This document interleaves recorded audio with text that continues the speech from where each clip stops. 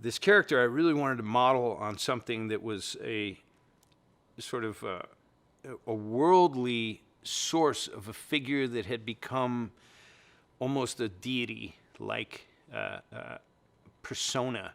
And Abe, to me, was like Abraham, right? So if we go the three Abrahamic religions today, you know, Judea, Christianity, and Islam, they were all based off of this character of Abraham, who supposedly had a very unique way of seeing things, chose not to sacrifice his son, and became what Moses, you know, would later be the delivery of the 5 books of Moses in the Judaic tradition for the Old Testament, right?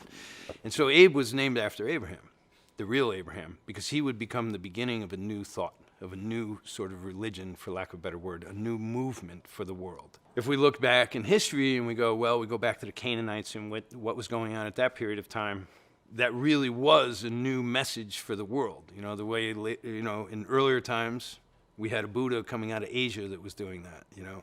In other times, we had various deities that were emerging out of Hinduism, you know, that were older than this. But these figures would become pivotal figures that people rallied behind in belief systems, and I found them really interested. So I wanted to be our characters to sort of be inspired by this. What would happen 1,000 years after they were dead?